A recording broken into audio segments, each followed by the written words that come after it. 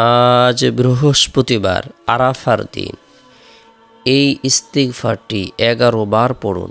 যা চাবেন তাই পাবেন, দোয়া কবুল হবে, ভাগ্য খুলে যাবে, আশা আকাঙ্ক্ষা পূরণ হবে। বৃহস্পতিবারের দিন সাপ্তাহিক উত্তম দিনসমূহের মধ্যে অন্যতম একটি দিন, বরকতপূর্ণ একটি দিন, ফজিলতপূর্ণ একটি দিন, মাহাত্ম্যপূর্ণ একটি দিন, তাৎপর্যপূর্ণ একটি দিন। আজকের বৃহস্পতিবারের দিনটি আরাফার দিনের মধ্যে পড়েছে। আরাফার দিন এমনই একটি দিন যে দিনটি বাৎসরিক উত্তম দিনসমূহের মধ্যে সবচেয়ে বরকতপূর্ণ, মাহাত্ম্যপূর্ণ, তাৎপর্যপূর্ণ একটি দিন। এদিনে আল্লাহ তাআলা অসংখ্য অগণিত নারী পুরুষদেরকে জাহান্নাম থেকে মুক্তি প্রদান করেন, তাদের দোয়াকে কবুল করেন, আশা আকাঙ্ক্ষাকে পূরণ করে দেন। আল্লাহ তাআলা তাদের সকল ধরনের চাওয়া পাওয়াগুলোকে পূরণ করে দেন। আরাফার দিনে আল্লাহ রাসূল সাল্লাল্লাহু আলাইহি সাল্লাম সমগ্র মানব মণ্ডলীকে উদ্দেশ্য করে বিশেষ একটি ভাষণ প্রদান করেছেন, একটি উপদেশ প্রদান করেছেন, যে উপদেশের মাধ্যমে সকল ধরনের অন্যায়, অপরাধ, জুলুম, নির্যাতন যেন খতম হয়ে যায়, ধ্বংস হয়ে যায়। মানুষ যদি অন্যায় অপরাধ থেকে বাঁচতে পারে, কোরআন সুন্নাহ অনুযায়ী চলতে পারে, কোরআনকে আঁকড়ে ধরে, সুন্নাহকে আঁকড়ে ধরে, এই ব্যাপারে আল্লাহ রাসূল সাল্লাল্লাহু আলাইহি সাল্লাম উপদেশ প্রদান করেছেন। জাহিলিয়াতে যুগের সকল ধরনের কুসংস্কার যেন মানুষ বাদ দিয়ে দেয়, আল্লাহ এবং তার রসুলের অনুসরণ করে, এই ব্যাপারে আদেশ প্রদান করেছেন। তাই এই বৃহস্পতিবারের দিনটি যেমন গুরুত্বপূর্ণ, আরাফার দিনটি হলো এমন একটি দিন যে দিন আল্লাহ তাআলা দোয়া কবুল করেন। এদিনে সমস্ত হাজি সাপরা আল্লাহ তাআলার ধ্যানে, আল্লাহ তাআলার দরবারে হাজিরা প্রদান করে স্লোগান প্রদান করতে থাকেন, লাব্বাইক আল্লাহুম্মা লাব্বাইক, লাব্বাইক লা শারিকা লাব্বাইক, ইন্নাল হামদা ওয়ান নি'মাতা লাকা ওয়াল মুলক লা শারিকা লাক। হাজির হে আল্লাহ, বান্দা তোমার দরবারে হাজির, তোমার কোনো শরিক নেই। বান্দা হাজির, নিশ্চয় সমস্ত প্রশংসা, সমস্ত নিয়ামত তোমারই, আর রাজত্ব, আধিপত্য তোমারই, তোমার কোনো শরিক নেই। আরাফার ময়দানে এই স্লোগান ছাড়া কারো মুখে কোনো কথা নেই। এ যেন হাসরের ময়দান, ইহরামের কাপড় যেন তার জীবনের শেষ কাপড়, যেন সে কাফন পরিহিত মাওলার ধ্যানে বিভোর, পিতামাতা, ছেলে মেয়ে, ধন সম্পদ কোনো কিছুই যেন তার স্মরণ নেই। শুধুমাত্র লাব্বাইক লাব্বাইক, হাজির প্রভু হাজির। বান্দা যখন খোদার প্রেমে মশগুল হয়ে উম্মতের ন্যায় শুধু তারই নাম জপতে থাকে, তখন তিনি বান্দার প্রতি সন্তুষ্ট হয়ে তার জীবনের সমস্ত গুনাহ মাফ করে দেন। সুবহানাল্লাহ। আজকের দিনটি অত্যন্ত বরকতপূর্ণ একটি দিন। এ দিনের ফজিলতকে সামনে রেখে আমরা প্রত্যেকেই ফজরের নামাজের পর থেকে নিয়ে সন্ধ্যা পর্যন্ত এবং রাতে ঘুমানোর আগ পর্যন্ত যত সময় অতিবাহিত করব, প্রত্যেকটি সময় যেন আমরা ইবাদতের মধ্যে মশগুল থাকি, গুনাহ থেকে বিরত থাকি, আল্লাহ তাআলার ইবাদত বন্দেগীর মধ্যে লিপ্ত থাকি। সেই জন্য আমরা যথেষ্ট পরিমাণ চেষ্টা করব। আল্লাহ তাআলা তৌফিক দান করুক। আমরা বৃহস্পতিবারের দিন ফজরের নামাজ সম্পূর্ণ করার পর গুরুত্ব সহকারে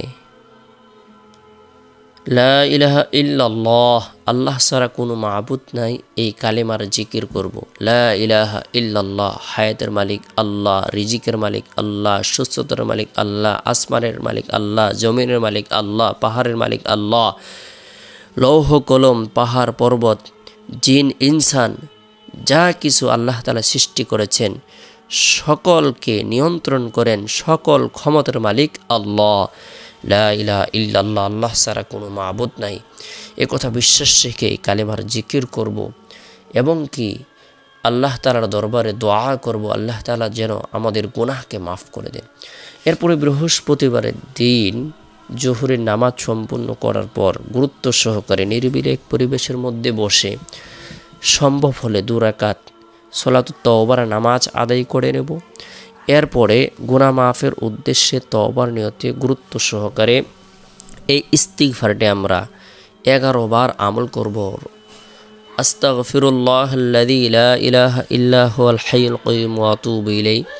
যে ব্যক্তি এই ইস্তিগফারের আমল করবে, যদিও তার গুনাহ সমুদ্রের ফেনা পরিমাণ হয় না কেন, মরুভূমির বালুক রাশি পরিমাণ হয় না কেন, পৃথিবীর সমস্ত দিন পরিমাণ হয় না কেন, পৃথিবীর সমস্ত রাত পরিমাণ হয় না কেন, তবু আল্লাহ পাক রব্বুল আলামিন তার জীবনের সগীরা কবিরা জাহিরি বাতিনি শিরিক বিদাত ইচ্ছায় অনিচ্ছায় গোপনে প্রকাশ্যে সকল গুনাহগুলোকে মাফ করে দেবেন। আল্লাহ তাআলা তার দোয়াকে কবুল করবেন। গুরুত্ব সহকারে আমরা 11 বার ইস্তিগফারের আমল করার পর রব্বুল আলামিনের দরবারে রুনাজারি করব। এরপরে বৃহস্পতিবারের দিন আসরের নামাজ সম্পূর্ণ করার পর গুরুত্ব সহকারে আমরা সুবহানাল্লাহ 33 বার, আলহামদুলিল্লাহ 33 বার, আল্লাহু আকবার 34 বার এই তাসবিহ তাহলিল তাকবীর পাঠ করব। এরপরে বৃহস্পতিবারের দিন সন্ধ্যার সময় মাগরিবের পূর্ব মুহূর্তে সূরাতুল ইখলাস 10 বার আমল করব। যে ব্যক্তি সূরাতুল ইখলাস 10 বার আমল করবে তার জন্য জান্নাত আবশ্যক হয়ে যাবে। সুবহানাল্লাহ। তাই সূরাতুল ইখলাস 10 বার আমল করব। এরপর আল্লাহ তাআলার দরবারে জান্নাত প্রার্থনা করব, জাহান্নামের ভয়াবহ শাস্তি থেকে বাঁচার উদ্দেশ্যে দোয়া করব। এরপরে বৃহস্পতিবারের দিন শেষ হওয়ার পর যে রাত আসে, রাতটি হলো জুমার রাত। এই রাতে আল্লাহ তাআলা অসংখ্য অগণিত নারী পুরুষকে ক্ষমা করে দেন, তাদের দোয়াকে কবুল করেন। এই রাতে আল্লাহ তাআলা নূর প্রদান করে থাকেন। তাই গুরুত্ব সহকারে বৃহস্পতিবার রাতে আমরা এশারের নামাজ সম্পূর্ণ করার পর আমরা যারা কোরআন পড়তে পারি আমরা সূরাতুল মুলক তেলাওয়াত করব। তাবারাকাল্লাযী বিয়াদিহিল মুলক ওয়া হুয়া আলা কুল্লি শাইইন কাদির। যে ব্যক্তি সূরাতুল মুলক তেলাওয়াত করবে, আমল করবে, আল্লাহ পাক রব্বুল আলামিন তাকে কবরের ফিতনা, কবরের সওয়াল জবাব, কবরের আযাব থেকে নিরাপত্তা দান করবেন। তেলাওয়াতকৃত সূরা, পাঠকৃত সূরা আল্লাহ তাআলার দরবারে তেলাওয়াতকারীর জন্য সুপারিশ করবে। আমরা গুরুত্ব সহকারে সূরাতুল মুলক তেলাওয়াত করব। এরপরে নবী সাল্লাল্লাহু আলাইহি সাল্লামের প্রতি মুহাব্বত রেখে ভালোবাসা রেখে দুরূদের আমল করব। আল্লাহুম্মা সাল্লি আলা মুহাম্মাদিন আবদিকা ওয়া রাসূলিক ওয়া সাল্লি আলাল মুমিনিনা ওয়াল মুমিনাত ওয়াল মুসলিমিনা ওয়াল মুসলিমাত। যে ব্যক্তি নিয়মিতভাবে এই দুরূদটি প্রত্যেক রাতে আমল করবে, আল্লাহ তাআলা তাকে ধনী এবং সুখী বানিয়ে দেবেন, রহমত বর্ষণ করবেন, গুনাহকে মাফ করে দিবেন, পদমর্যাদাকে বৃদ্ধি করে দিবেন। তাই গুরুত্ব সহকারে দুরূদের আমল করব। এরপরে রাতে যথাসময় আল্লাহর নাম নিয়ে ঘুমিয়ে যাব। আল্লাহুম্মা বিসমিকা আমুতু আহয়া দোয়াটি পাঠ করে ঘুমিয়ে যাব। চেষ্টা করব রাতের 1/3 অংশে ঘুম থেকে জাগ্রত হয়ে তাহাজ্জুদের নামাজ পড়ার জন্য। কেননা আল্লাহ পাক রব্বুল আলামিন শেষ রাত্রে প্রথম আসমানে আগমন করে থাকেন সারা পৃথিবীর সমস্ত মানুষের সমস্ত হাজতসমূহকে পূরণ করে দেওয়ার জন্য নিজের পক্ষ থেকে ঘোষণা করে থাকেন, দোয়াকে কবুল করে থাকেন। শেষ রাত্রে যদি আমরা নিরিবিলি এক পরিবেশের মধ্যে বসে গুরুত্ব সহকারে আল্লাহ তাআলাকে ডাকতে থাকি, আল্লাহ তাআলাকে স্মরণ করে আল্লাহর দরবারে দোয়া করে আল্লাহ তাআলা আপনার আমার দোয়াকে কবুল করবেন।